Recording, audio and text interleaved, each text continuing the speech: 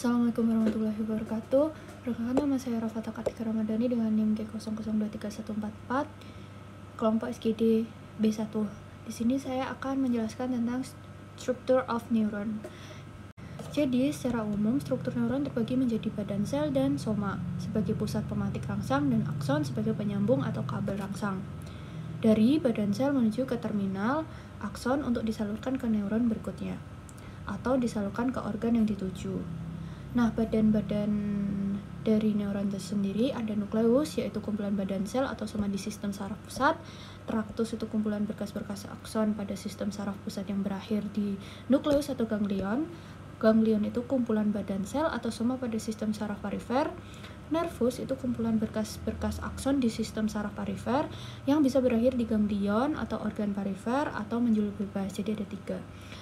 Dan yang terakhir plexus, yaitu anyaman nervus di perifer.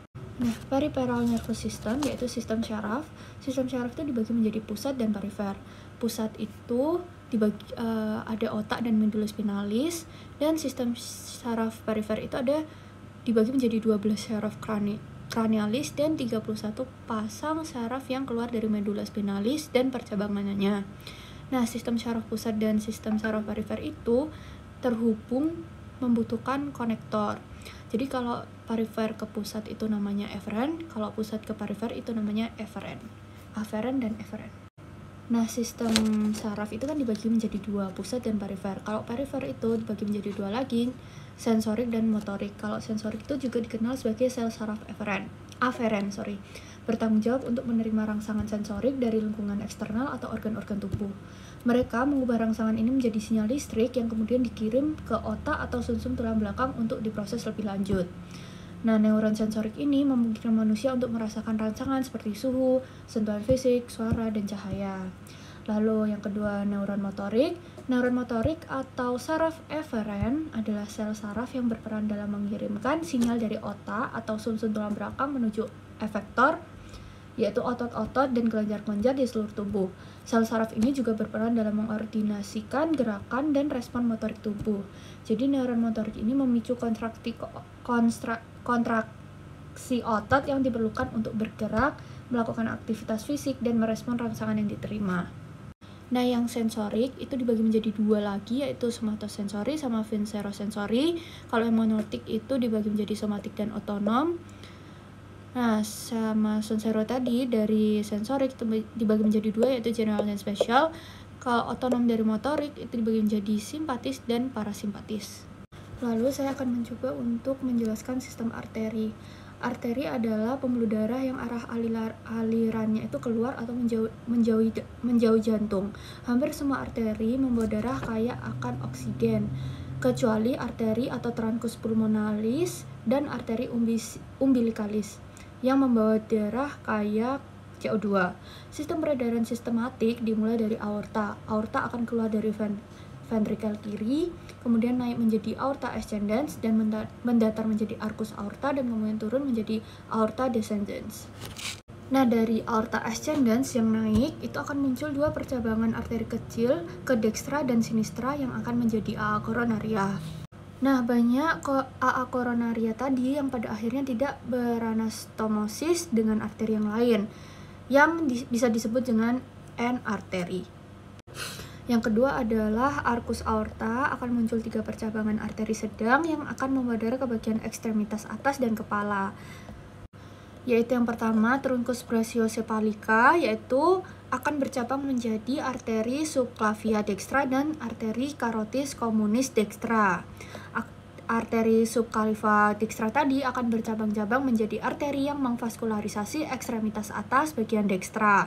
Sedangkan arteri carotis communis dextra akan bercabang menjadi arteri carotis interna dan eksterna. Arteri carotis eksterna akan memvaskularisasi bagian wajah dan leher, sedangkan arteri carotis interna akan memvaskularisasi ke arah otak.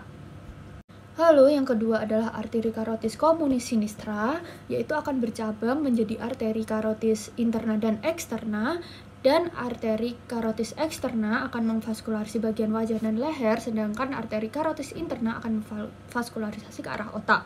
Arteri subclavia sinistra itu yang ketiga. akan memvaskularisasi bagian ekstremitas atas bagian sinistra.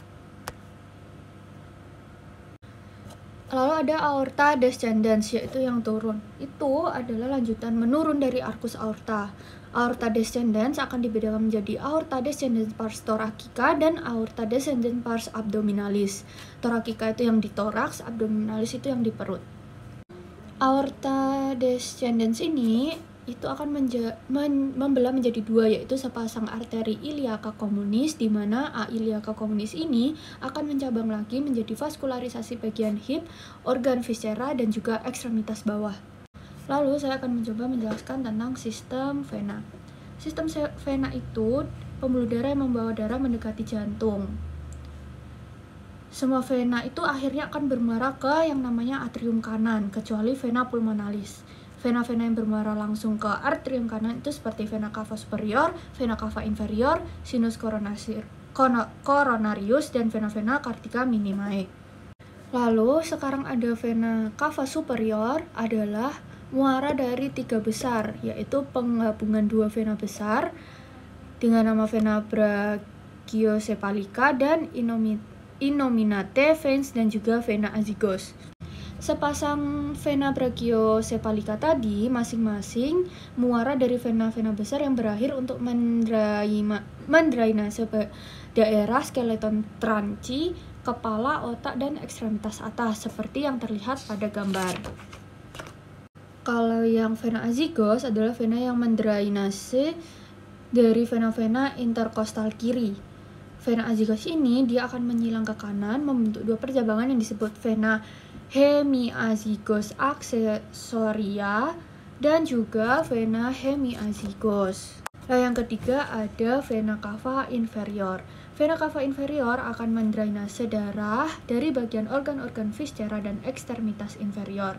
Di ujung FCI itu ada bagian panggul. FCI adalah muara dari sepasang vena-vena iliaca communis yang mendrainase darah dari ekstremitas inferior.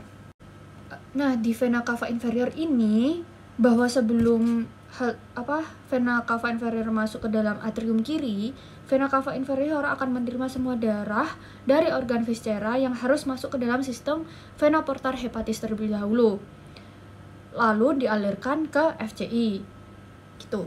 Jadi sekian dari saya penjelasan tentang sistem neuron, sistem arteri, dan sistem vena. Mohon maaf jika ada kesalahan kata dan kekurangannya. Terima kasih. Wassalamualaikum warahmatullahi wabarakatuh.